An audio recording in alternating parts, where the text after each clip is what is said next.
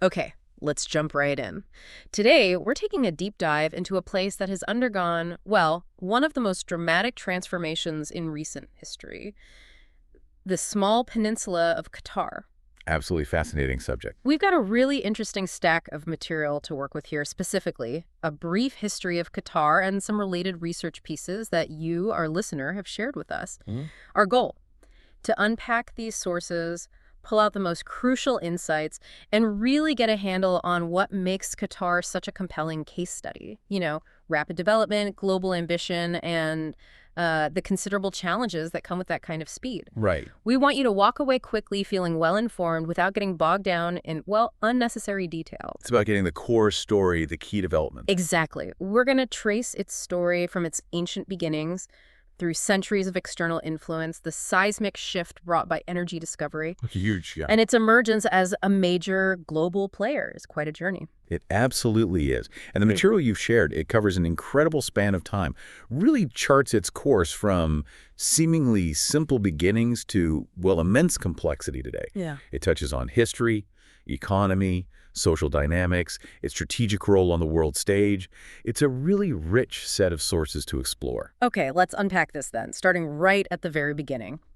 What do the sources reveal about the earliest traces of people on this peninsula? Well, the research points to evidence stretching back, to the Stone Age, particularly findings along the northwest coast near what would later become Al-Zubara. Al-Zubara, right. It seems early settlers moved into the area, perhaps seeking refuge in the limestone hills near Wadi Musharrab as sea levels rose after the last ice age. Ah, okay. So environmental change playing a role early on. Definitely. And archaeologists have found a remarkable variety of stone tools there.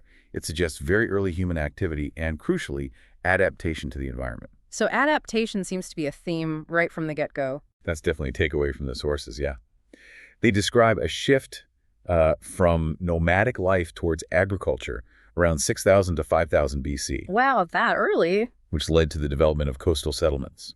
And by the 4th millennium BC, you see evidence of more permanent communities engaged in, actually, surprisingly extensive trade networks reaching into the hinterlands. What kind of evidence are we talking about? The finds include things like pottery fragments, various tools, and even some, exotic artifacts from further afield, copper, onyx, things like that. It indicates these early connections. What about a bit later, say the ancient period, maybe 3rd to 5th century BC? Was there a settled population then, or was it still mostly transient? The sources suggest it was likely a bit of both. Probably nomadic groups using the peninsula for seasonal grazing, Makes sense. while others likely settled along the coast, relying on the Gulf's marine resources. What's particularly intriguing is the archaeological evidence, like stone tools scattered quite widely, and especially the rock engravings found in places like Jebel Awena. These carvings depict animals or bivouacs, ancient cattle, and what look like territorial markers, perhaps tents. Interesting. Any signs of larger structures? Well, there's one discovery mentioned from 1888 at Jebel al-Wakira that even noted massive stone walls. So it hints at perhaps more significant early structures than we might assume. Moving forward then, how did major external forces, particularly the arrival of Islam, begin to shape the region? Islam arrived in the 7th century CE, and, well, it quickly spread its influence. Qatari tribes, like the Ghafir, converted and tied themselves to the caliphate. Okay. But the sources note this period wasn't exactly smooth sailing. There were tensions, even revolts against outside rule, first the Umayyads, then the Abbasids. What fueled those tensions? Often it seems fueled by internal tribal issues and also resentment over things like non-Arab governors being appointed. Right. And this dynamic seems to have pushed local tribes more towards the coastline, reinforcing that maritime identity. And that focus on the coast presumably brought other outside powers into the picture, like the Ottomans. Exactly. After conquering Persia and Bahrain, the Ottomans developed an interest in Qatar. This was by the mid-16th century. Okay. They established a presence that lasted on and off for about 3 centuries, though often governing indirectly, sort of through local sheiks, as long as taxes were paid. So a light touch sometimes. Sometimes. They even garrisoned troops in Doha at times. The sources describe this period as a relatively stable, but constantly threatened by piracy. Piracy was a big issue in the Gulf then. Huge, particularly from the Bani Yas rulers of Abu Dhabi, according to the sources. And then the arrival of European trading ships while opening new opportunities also seemed to increase the pirate threat. So the locals sought help. Yes, leading local traders to actually seek Ottoman protection. That sounds like a really complex balancing act. How did Britain eventually step into this picture, and what did that mean for Qatar? Well, the late 19th century was a period of intense jockeying for influence.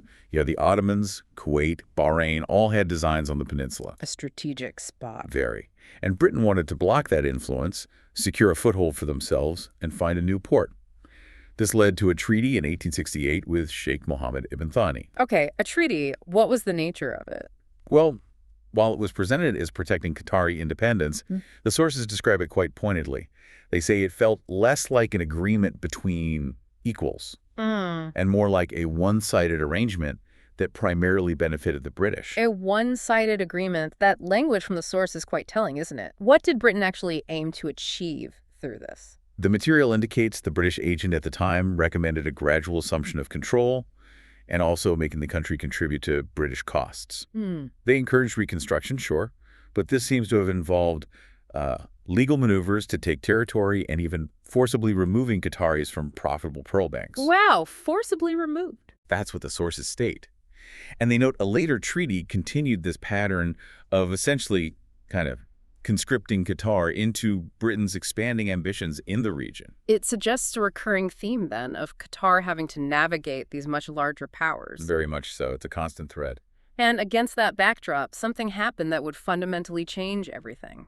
Oil was discovered. That shift is absolutely central to the modern story, yes.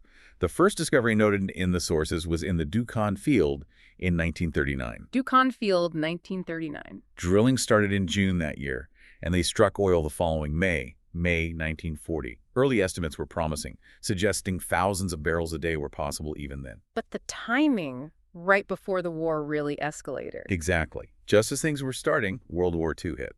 And as the sources put it, Qatar was temporarily moving off the map of global attention. But that pause was only temporary, wasn't it? International interest must have surged again after the war. Absolutely. Post-war, the global demand for oil just exploded, and interest in the region rapidly resumed. Contracts were revised, investment for exploration picked up significantly in 1946. So 1946 was the real restart. It seems so. While there had been earlier exploration attempts mentioned, there was a real push after 46. Drillers, geologists, they all returned. The sources described the groundwork laid with a concession agreement in 1947, and drilling recommenced. By 1950, several wells were drilled, though, not without technical hitches and some mixed results initially. That oil discovery really seems to be the catalyst then for the next major phase, the move towards independence. How did that process unfold? Well, the sources actually link the 1916 agreement with Britain, signed by Sheikh Abdul Al-Thani, to setting off a broader independence movement across the Gulf sheikdoms. Interesting connection. That relationship, paradoxically perhaps, actually gave Qatar a bit more leeway compared to, say, Bahrain or Kuwait. And this gradually loosened British control over time. There were also changes in leadership during this period. Yes. After Sheikh Abdullah died in 1948, his cousin, Sheikh Ali Al-Thani, took over. The economy was apparently struggling after WWII, and Sheikh Ali faced increasing internal pressure. Difficult times. He eventually stepped aside, and Sheikh Khalifa bin Hamad Al-Thani became ruler in 1960. And Britain's role continued to recede during this time. Definitely. The oil wealth dramatically changed the dynamics. Britain eventually abandoned its court and protectorate status. A growing dispute with Bahrain also complicated things further. When Britain announced it was pulling out of its Gulf Treaty arrangements in 1968, encouraging Bahrain to become independent. Right, I remember that period. Qatar initially considered joining a larger federation. But when that didn't materialize, Sheikh Khalifa chose full independence for Qatar, which was formally declared in 1971. So 1971 marks independence. What was that initial period of statehood like, according to the sources? The sources describe the period immediately preceding and following independence, especially under Sheikh Ahmad bin Ali Al-Thani, who briefly ruled, as characterized by more, let's say, a traditional rule and maybe slower development initially. Okay. Things like tribalism and reliance on outside visitors continued. It was really the oil revenue, which started becoming commercially viable from the late 1940s but really ramped up later, that provided the means to start building modern infrastructure, schools, hospitals, roads. And this economic change brought social shifts too, right? Like the emergence of a more educated class and debates about the country's direction. Precisely. By the mid-1950s, the sources note different ideas emerging. Some favored unification with the wider Gulf region, Right. while others pushed for greater autonomy, maybe potentially separating with just a few neighboring states. The nationalist movement was finding its feet. A time of uncertainty. Very much so. Sheikh Ahmad was ultimately succeeded by Sheikh Khalifa, who, as we said, steered the country toward full independence in '71. And the sources highlight that even with these massive economic and external shifts, the state maintained a firm grip on power. How did they manage that? It seems they needed a unifying idea, blending stability with progress, and rooting its legitimacy in a grand historical narrative. Fast forward then to 1995, and Sheikh Hamad takes control. This seems to usher in a new era of accelerated modernization. That's definitely a key turning point described in the sources. Sheikh Ahmad bin Khalifa Al Thani took the helm in 1995 and immediately signaled a push towards modernization.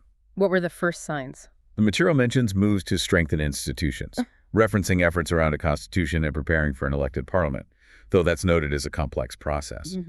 There's an interesting comparison in the sources, likening Qatar's approach to political development, sometimes to an imitation game, based on visits to Western democracies, sometimes hitting the mark, sometimes perhaps not quite. An imitation game, huh? That's the phrase used. But there was clear enthusiasm for major social projects and industrial initiatives, like boosting the Qatari General Petroleum Company and really expanding gas and LNG capacity. This really set the stage for the hyper-modern Qatar we see today. And that brings us neatly to the core of modern Qatar's economic power. The sources really emphasize its reliance on hydrocarbons. They couldn't be clearer on this point, really. Uh. The research highlights a staggering dependence. The sources state that 98% of the government's finances come from oil, gas, and condensates. 98%. Wow, it's a classic double-edged sword, isn't it? Provides immense wealth, but also significant vulnerability. Of course. So, like its neighbors in the GCC, the Gulf Cooperation Council, Qatar has recognized the need to diversify. It's a major theme. How are they attempting to build an economy beyond just oil and gas? What are the strategies mentioned? The sources detail several key strategies. There's massive investment in education and research, things like Education City, bringing in international universities. Right, I've heard of Education City. Aiming to build a knowledge-based economy. Though the research does note a challenge with job placement rates for graduates, suggesting it's an ongoing effort not fully realized, perhaps. Okay, so education is one pillar. What else? The Qatar Science and Technology Park, launched around 2014, is focused specifically on R&D. They're also developing a sophisticated local gas-based industry, petrochemicals, LNG, even looking into converting gas into liquid fuels, GTL, for a domestic diesel market. The GTL, interesting. And they're actively bringing in international oil companies, IOCs, for their expertise, especially for trickier deep-water reserves, using production sharing agreements, PSAs, aimed at enhancing local know-how, too. It sounds like this wealth isn't just being used internally, it's also being leveraged pretty significantly to build global influence. Absolutely. The sources describe a very deliberate strategic shift around the mid-1990s. They began focusing heavily on soft power. Soft power, how's that defined here? Using means beyond just military strength to advance national interests. The vision, according to the research, was to position Qatar as a major cultural hub, capitalizing on global trends. Okay. This focus on soft power is seen as a way to gain reputational standing, build reputational capital, and potentially enhance security in what is, let's face it, a challenging region. And hosting major international events seems absolutely central to that soft power push. It's a huge part of the strategy, yes. The sources highlight Qatar's significant, though perhaps sometimes under-recognized, history of hosting major sports events, or SMEs, since around 2005. What kind of investment are we talking about? Heavy investment. Not just hosting the events themselves, but also buying foreign sports teams, securing media rights, sponsoring high-profile athletes. Right. And the awarding of the 2022 FIFA World Cup back in 2010 is presented as a real landmark moment, noting Qatar's distinction as the smallest nation ever to host it. The research also mentions that bid wasn't without controversy, though. It raised questions about its integrity. That's definitely discussed in the material, yes. The sources acknowledge the accusations of bribery and corruption that led many commentators to question the integrity of the decision. Some viewed the award as a, quote, shocking aberration. However, the sources also explore Qatar's own stated reasons for pursuing the bid. Which were? Things like promoting national identity and worth, projecting a softer Islamic image globally, and creating a national narrative of capability. It's presented as a really complex event, with differing interpretations highlighted in the sources provided.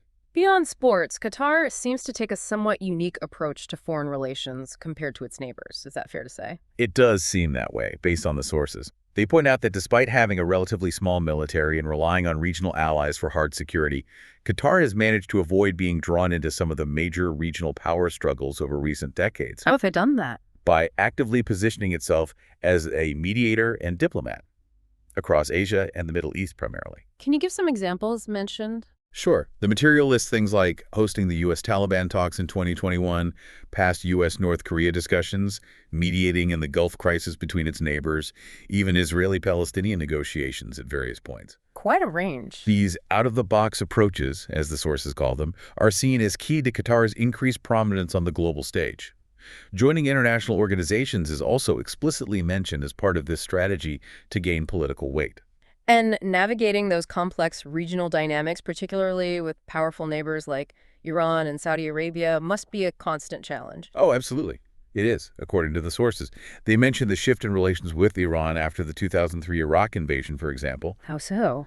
Well, the stalled U.S.-Iran talks and the Iraqi civil war around 2006 apparently increased the rivalry and rhetoric significantly between Saudi Arabia and Qatar. Right. And the sources note Qatar's military relations with Iran sometimes seemed, to some observers anyway, at odds with the logic of a Saudi alliance. Complicated. Very. They also discuss how regional dynamics, like the rise of Islamist opposition groups or Shiite militancy, are perceived very differently across the region and sometimes spark alarm, referencing things like the portrayal of Lebanese Hezbollah or the aftermath of the 2007 Doha Agreement on Lebanon. With all this rapid development and global projection happening externally, there must be significant changes happening within Qatar itself on a social level. Absolutely. The sources highlight really dramatic social, cultural, and political shifts in recent decades, fundamentally driven by the oil wealth and, crucially, the huge influx of foreign workers and investment. What kind of shifts? Well, while perhaps slowly, Western influences, institutions, values, lifestyles has started to penetrate the social fabric. And the demographic picture is just striking. How so? A population mentioned as around 2.3 million, with the vast majority, maybe 85–90%, being expatriates from many other countries, often with very different cultural and religious backgrounds. Only a small percentage are native Qataris, who are predominantly Sunni Muslims. And the research points to a significant divide between those Qatari citizens and that large expatriate population. This is a crucial point raised repeatedly in the material, yes. The sources detail the considerable advantages Qatari citizens enjoy: access to education, healthcare, opportunities in commerce, often requiring, it's stated, little personal effort, and frequently connected to the royal families. And the contrast. It's contrasted sharply with the situation for many expatriates. While many hold demanding jobs, maybe in global firms, the sources state they often have limited protections against exploitation and mistreatment. It's a serious concern raised. Yes. And many, particularly those from South and Southeast Asia working in certain sectors like construction or domestic work, are described as being relegated to a subsistence existence. What about the position of women within Qatar? Does it touch on that? It does. The sources mention that both Qatari and expatriate women are permitted to drive and pursue advanced higher education, which is noted as significant. However, they also state quite clearly that considerable inequalities persist. There's a very notable phrase used in the sources describing Qatari women as potentially ideologically imprisoned by a paternalistic trade-off. What does that mean, that trade-off? It suggests they exchange certain financial and social rights for family loyalty, a dynamic the sources indicate makes Qatar perhaps somewhat distinct from other GCC countries in this specific regard. Interesting nuance. Now, the Arab Spring happened during this period of rapid change.